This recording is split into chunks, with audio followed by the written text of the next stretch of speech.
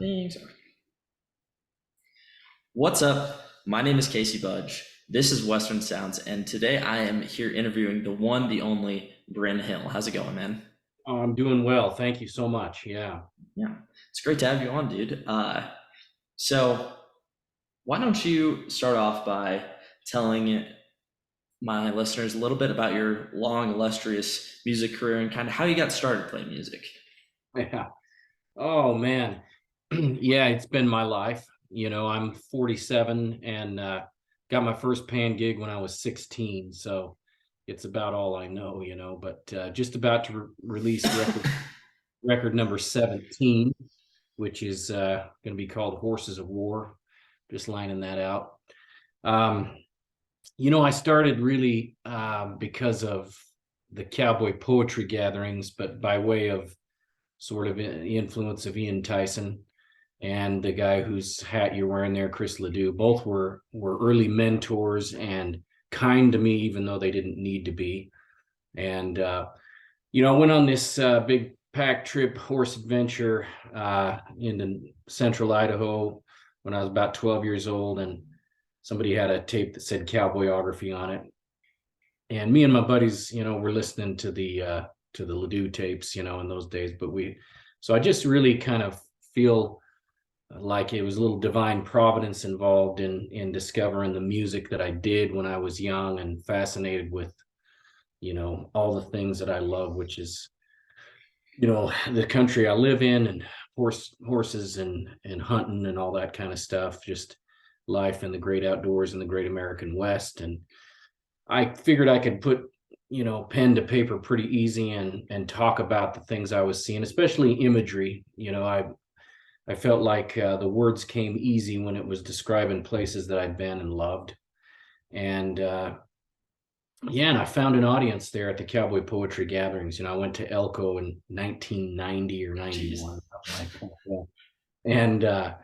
And I signed up for the open mic sessions and I recited some poems that I'd written and played a few songs I'd written, and the audience was just receptive, and so yeah, it kind of the road I've been on ever since. I've had some forays into mainstream music world a little bit that were all not just unsuccessful but ungratifying by all measures. And so and I don't know about unsuccessful. We had a few radio hits in Texas, and I think that was we were on to something there. But it was an expensive venture and it was far away from home. And I just always my kind of Western crowd, Western lifestyle crowd, the ranch, Western agrarians and stuff. That's been my crowd. They call me back and support me so loyally that I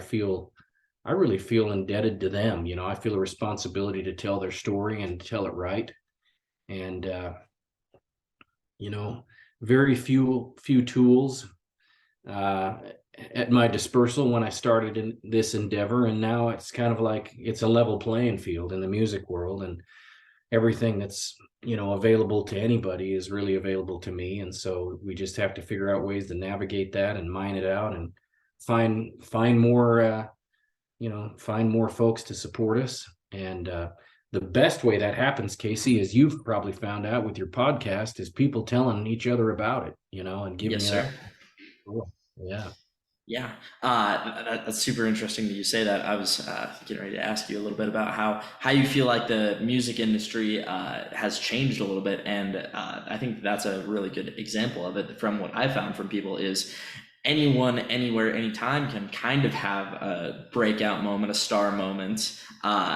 It just everything has to line up just right, but it's not just a few people in Nashville deciding what people want on the radio. It's organic growth through streaming platforms and that sort of thing, and other social media networks and that sort of thing. Yeah. In 1996, I got kind of sucked into that Nashville world. There was 23 major labels. Warner Brothers had a Western label, Warner Western, and that was Don Edwards and Red Steagall and Sons of the San Joaquin, Waddy Mitchell at the time. I'm trying to remember who else was on that, but it's one label for all these artists. And really I'm 30 years at a minimum younger, sometimes 40 plus years younger than the artists that are on that label. So I was kind of not really finding inroad there. And the songs I was writing at the time, there was so much money in country music, and people bought so many CDs in the mid 90s. Those of us who were around remember what a big deal it was to get a CD player in your truck. And you collected CDs, and you had CD case that was full of music, and CDs were $18. And it just that created a lot of money. And so, I think some of that world kind of looked at me as somebody who could maybe kind of fit the West into it. And I kind of knew that wasn't going to work. They weren't really listening to me when I was saying that doesn't really work. These people out here are authentic, and you can't morph something that is real to fit what channels you guys have established. If it's not real, these folks aren't going to support me anymore. And I was just fortunate because there was a distributor over in Boulder, Colorado, that was actually also a record label. They were called Red Feather, and they were distributing Native American music to all of the gift shops and museums and national parks, and they were selling a ton of music.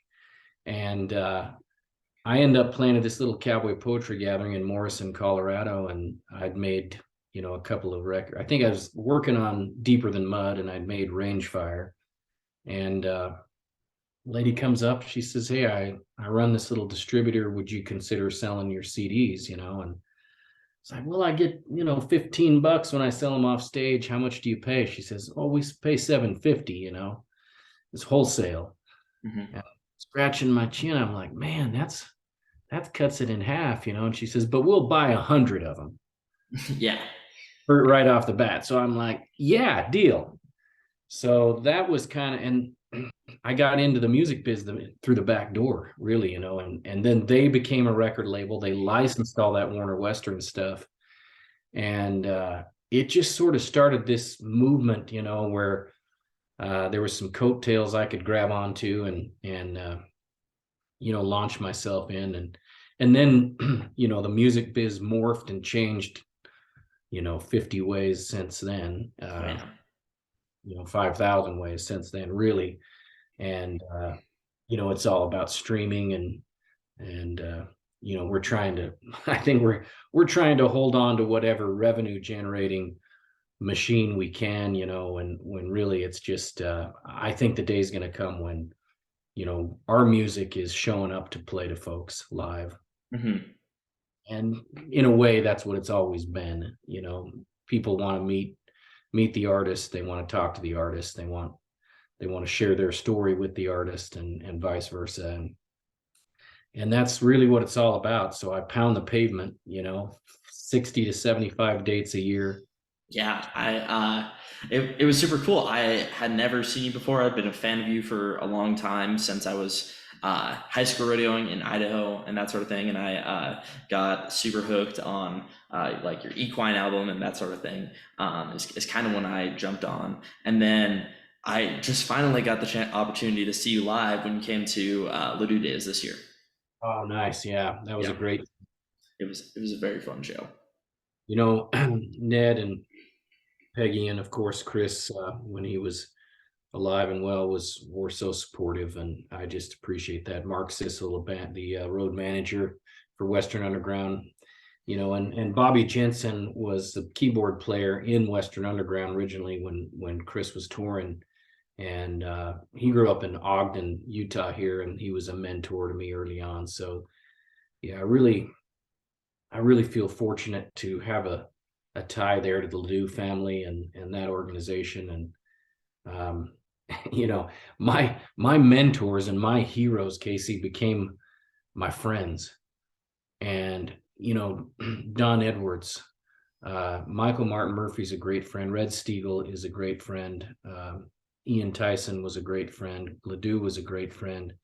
Um, these guys, they they are still iconic to me. I look at them. That was the music that inspired me to do this and sent me down the road, that I'm on in life, and gave me that conviction to keep it cowboy at all costs, and those guys became my friends. I had a son go through cancer, and those guys rallied together. Waddy Mitchell and Michael Martin Murphy came over here and did a benefit concert for my son, and Ian Tyson organized and executed the first benefit for my son. And so you can just imagine what it feels like, to have these guys you've looked up to all your life become your friends. And now they're passing on. Don Edwards passed on last year. Baxter Black, Ian Tyson left these big gaping holes that boots that'll never be filled.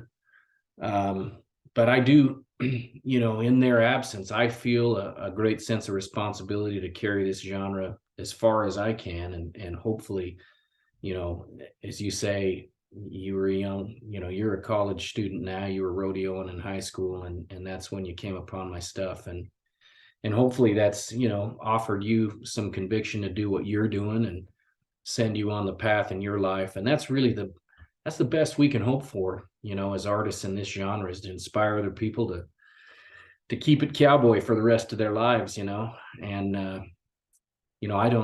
I argue with people who say the cowboy is a dying breed. I think the future is bright. I think we got young people now who riding broncs better than ever, and riding barrel horses better than ever, roping better than ever, and the horsemanship is uh, who'd ever thought that it would get to this level, or the Seriously. yeah, the breeding and the cattle industry also. We've got cattle that are resilient. Um, Obviously, we still have a lot of disasters here in the West, drought and this epic winter, that killed a lot of calves here. But for the most part, we've developed the industry and the people that are in it, and I just feel so blessed and responsible to tell the story the way it really is. It's awesome. What's one of your favorite stories that you've like one of your favorite cowboy stories that you've turned into a song, and kind of tell me about the process of that. Oh, I'd have to be Monster on Your Back, really. I think, that song's been so good to us. During the first the first time my music career went away was the recession of 07, 08, when the Hmm. mortgage industry, the financial industries went crazy and the bottom dropped out of the financial markets. And so all of my gigs most of them went away, and I got an opportunity to get on the back of a horse a little bit. And I went on a ride with Bill Hadlock and his son and his grandson. Bill managed the old Barbie Ranch here, the Browning family spread, all his life, literally until almost right up until he passed away just a few years ago. And we're heading up Gertson Canyon, this big steep shale rock rattlesnake infested country, and we're going to go up on the flat mountain there and gather these cows and move them a little bit. And Bill's riding a big old bay, kind of long leggy bay colt. I said, "Gosh, Bill, that's a beautiful bay colt you're riding." He says, "Yeah, he's coming along pretty well, but he still thinks there's a monster around every tree, and one of these days he's got to learn the monster's on his back." So good. Yeah, and it was the same thing. The chill went up my spine, and I thought, man. And I rode with Bill that day and watched him work. I'm a young horse. He was, a 60-something-year-old guy, mid to latter 60s. Been there, done it, seen it all. Just cowboy, just a cowboy to the core. And we sat under a little stand of quakey trees that day, and I know Bill and some of his friends, the guys he was, grew up with. My uncle was one of them, and they were always good, really good buddies. And I said, "Hey, in your lifetime, you've seen guys around you have, huge success, and some guys that weren't so lucky. I said, who, if you had it to do again, what would you do? He said, man, I'd be a cowboy for 10 lifetimes if I had him. He says, I've had it better than anybody that I know. And you know, that just really stuck with me that day. And by the time I think I got back, got my horse loaded in the trailer that afternoon, I think I had half of that song written. I finished it down in Emery County, and we were playing a benefit for some miners down there. The coal mine had caved in and killed 6 miners, and we were down there playing a benefit concert for the family. And yeah, the rest of that song just kind of fell out on the paper. And it's, as the industry would say, it's a multi-platinum single now. And yeah, so that means that every once in a while my wife can buy the name brands at the grocery store. Oh boy. Yeah. Man, that's amazing. So you talked about how you're really good at capturing imagery, and I want to talk about that a little bit more. What's one of your favorite kind of pieces of imagery that you've ever put into a song? I think there's quite a few. I think like Bruno Canyon, I think is Mhm. um when I listen to that song, I think, man, I did tell the story of what I saw that day.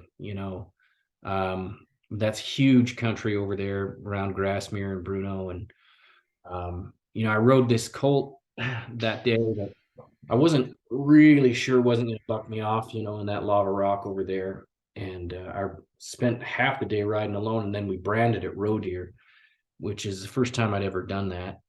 And then we trailed these cows back across the desert. you know, he's like, well, we're just gonna ride them back to the corrals at the home ranch there. And I thought to myself, we're a long ways from there. And there we are riding almost in the dark.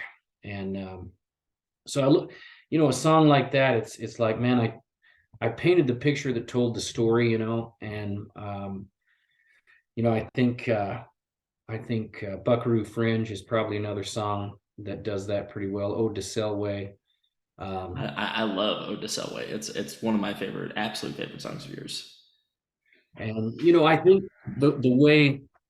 the reason I've been able to write in such a way that really does capture the imagery in an authentic way is because I listen to guys like Ian Tyson and Gordon Lightfoot, and the singer-songwriter genre, the guys that really painted pictures with words and united emotions, that we all feel, and with imagery that at least us as Westerners, see and dream about when you're sitting in class, or you're sitting in front of a computer screen, you're sitting in an office or whatever, not living the life you wish you could live. If you can take people out of their immediate circumstance and put them where their heart is, that's a song that's going to stick around for a while. Yes, sir. So you talk so much about Ian Tyson. What's one of your favorite songs of his?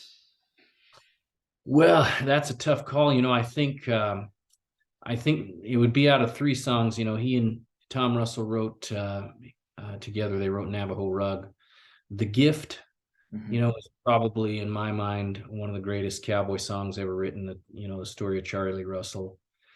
Uh, and then 50 years ago, I Hmm. think for me, I struggle. There's so many great cowboy songs. I think about the old Double Diamond, which is Gary McMahon, and um, even modern stuff like the Cowboy Song by Roy Robinson. Um, 50 years ago is just it's so just I don't know how to say it. It's just so accurate in its imagery and its nostalgia. And there's a deep feeling of regret in that song. And I think I for some reason I think that guys that choose this way of life, are always looking back a little bit. Always looking at could I have stayed with that bronc one more lick? you know Yeah. could I have made that relationship work? Um, and so I think 50 years ago captures that in a way that nothing else does. I still, to this day, I kind of think that's probably the greatest cowboy song ever written. I'd have to agree with you. I'm a bit partial to the rodeo's over with him and Corb. Oh yeah, that's a Yeah, great song. that's one of my absolute favorite songs of all time. Um, Man, what can we kind of look forward to on your upcoming album? What's one song or a few songs that you're really excited about? Yeah. You know, I'd have this is the these are the best songs I've written, in my opinion.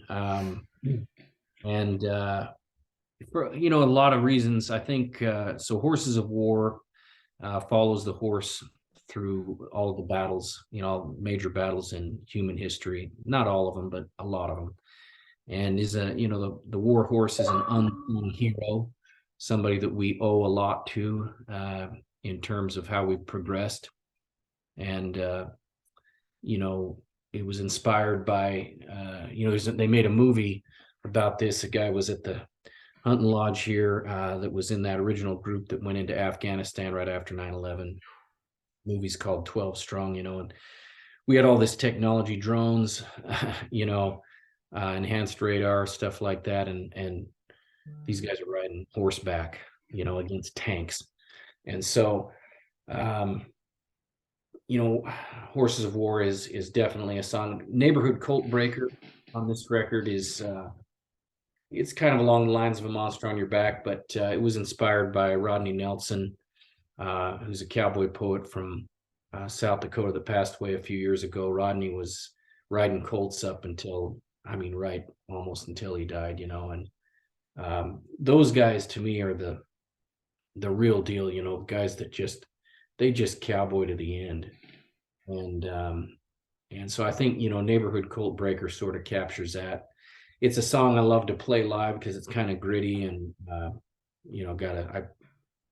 blow a mouth harp, through it. It's bluesy mouth harp and stuff. So um but there's a song called Live in Fear and another song called Easy Rain. It's, kind of near and dear to me. So yeah, this body of work, Whiskey and Fire, is a song that I wrote about. I read a story about a guy that really was on the trail drives from Texas and then Montana, and just Yeah, saw the West during that time.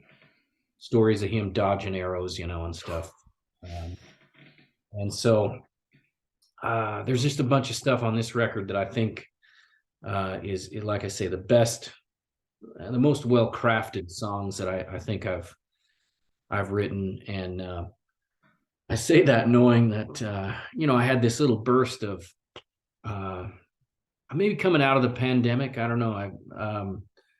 But I had this sort of burst of creativity.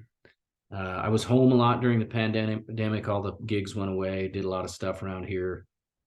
Poured concrete, built fences, whatever I could do to stay alive. Hung out with my family, and I just wrote songs like crazy. I just put the pen back in my hand and the guitar, and I kind of wasn't writing for any other reason, just the joy of it and to tell the stories. And so I think I got some of the best stuff I've had on this record. I've also got a live record. Actually, it's going to be a 2 vinyl my first foray into vinyl, and it's called Outfitter Chronicles and Live at the Crooked Eight from a concert I did earlier this year. And the Outfitter Chronicles are just a bunch of songs that my outfitter buddies, have asked me to pair together. So, which I just found out today, I have some severe duration limitations with vinyl. yeah. That's the one of the really hard parts. I think it's super funny. The new Zach Bryan album that came out last year, they had to put it on like 4 vinyls because it's like 34 songs or something like that. It's crazy. Maybe I should try that, but the kind of got fangs, But Oh yeah. yeah, so I've been paring these lyrics down actually today and trying to make that happen. But and as far as that goes, I maybe I have too simple a mandate moving forward, but I just intend to keep keep writing the songs and telling the story as best I can. It's no easy endeavor. You know, it's harder all the time, I think, to continue to be creative and relevant. Um, but that's really where I find the greatest joy too. You know, a lot of people say, "What's your favorite song you've ever written?" I say, "What's the next one?" Because I'm always trying to look ahead, you know, and I want to be continually progressing. And I think, you know, I've been playing guitar better than I injured my arm in 2015. It took me years to get get back to where I thought I was playing guitar pretty well again. I think I'm playing better than I ever have. So I'm not roping right now. Oh man, that's a big bummer. Yeah, or riding young horses, but I'm playing good guitar and I'm singing, you know, and having a blast mostly at the gigs. You know, I've done some great stuff with some friends. Like I was on this project with Andy Hedges, Roll On Cowboys, and you know, I was amazed. He called me and he says, "Well, I think I'm gonna make our duet, which is a Bob Campbell song, the title track." And then, you know, the next call was, "Yeah, I'm gonna put this whole thing together live at the Cactus Theater, and I've got everybody but like one artist there or something." So, you know, I've done some of this stuff this year. It's just been a phenomenal year, and really, I just plan to keep doing it. You know, keep forging on and keep telling the story the way, you know, the best I can. And um, the you know, the thing that I have going for me is just the great people out in front of me. And we don't have, you know, thousands and thousands and thousands of screaming fans, and we might be lucky to have hundreds, but it's not how many but who it is. And a lot of these folks are first generation off the land. They're still working it. Their hearts and souls are there no matter what. And you know, they're coming up to me afterwards and sharing their stories. And um, I feel so fortunate to have such a supportive, you know, base of supporters that I don't think I'll ever run out of stuff to write about. You know, Yeah. if I can just keep getting after it and doing it. Awesome, man. Well, thank you so much for taking the time to talk to me, Bren. I really appreciate you taking the time. I know you're super busy, but I really do appreciate it. I'm looking so much forward to your new album. It sounds absolutely incredible, and I look forward to hopefully getting to see you again live sometime soon. Yeah, looking forward to it, Casey. Hope you will be able to say hello and chat in person. And thanks for doing this. Thanks for keeping us in front of a few more people. And God bless and good luck there in Laramie. Yes, sir. If you want to tell the people where they can find you on social media and stuff.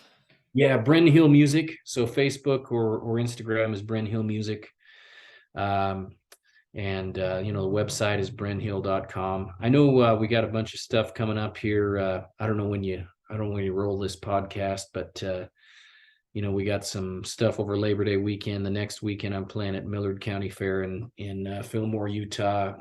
In the fall, we got a cowboy gathering in Grand Junction and Outlaw Days in Green River. I know I'm going to be back at Elko in 2024 and down at Alpine, Texas, 2024 for the Lone Star Cowboy Poetry Gathering. So a lot of stuff coming up. I try to keep the schedule as current as I can, and that's the best way to keep up with me. Drop me a line and you know, tell me what you want to hear when you're coming to a concert, and give me a few days because I'm old now and I have to rebrand it in my mind. Yes, sir. Well, thank you guys so much for listening. Be sure to follow us on Instagram, Facebook, and Twitter, all at Western Sounds. Be sure to check us out anywhere on any streaming platforms. Tell your friends and tell your friends about Brenn Hill. Thank you so much for coming on, Bren. Thanks, Casey. God bless. Take God care. bless you, too.